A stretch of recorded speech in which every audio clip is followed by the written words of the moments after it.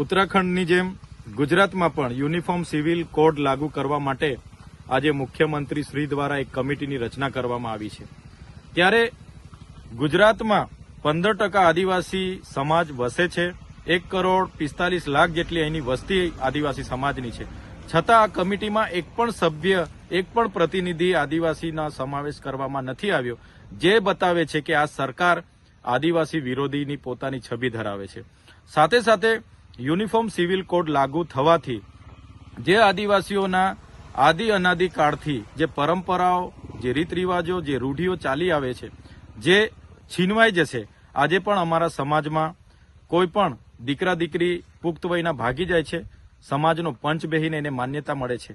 કોઈ વિધવા કે વિધુરને પુનઃ લગ્નની માન્યતા મળે છે, બહુપત્નીત્વને માન્યતા મળે છે, કોઈનો મન મેળાપ નથી થતો એને છૂટાછેડાની પણ માન્યતા મળે છે, કોઈને દીકરી છે એના ઘર જમાઈ કરીને એને ઉત્તરાધિકારી નક્કી કરવાની પણ માન્યતા અમારા સમાજમાં મળે છે। ત્યારે આ યુસીસી લાગુ થવાથી આ સમગ્ર બાબતો નષ્ટ થઈ જશે।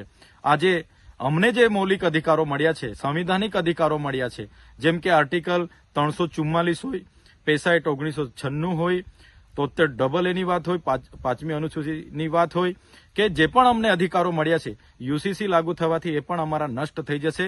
જળ જંગલ જમીન પરના અમારા અધિકારો, ખનીજો પરના અધિકારો, વન અધિકાર અધિનિયમ 2006ના અધિકારો પણ આ યુસીસી લાગુ થવાથી અમારા નષ્ટ થઈ જવાના છે। ત્યારે અમે ગુજરાત સરકારને કહેવા માંગીએ છીએ, યુસીસીમાંથી આદિવાસી સમાજને બાદ રાખવામાં આવે એવી અમારી સ્પષ્ટ માંગણી છે। અને જો યુસીસીમાં આદિવાસી સમાજને સમાવવામાં આવશે તો આવનારા દિવસોમાં સરકાર સામે અમે ખૂબ મોટું આંદોલન લઈને ઉતરીશું અને અમારા અધિકારો, અમારો અસ્તિત્વ, અમારી સંસ્કૃતિને બચાવવા અમારે સડકથી લઈને સદન સુધી સરકાર સામે અમે લડીશું। અમે સરકારને સ્પષ્ટ કહેવા માંગીએ છીએ, અમે આદિ અનાદિ કાળથી વસનારા અમે મૂળ માલિકો છે।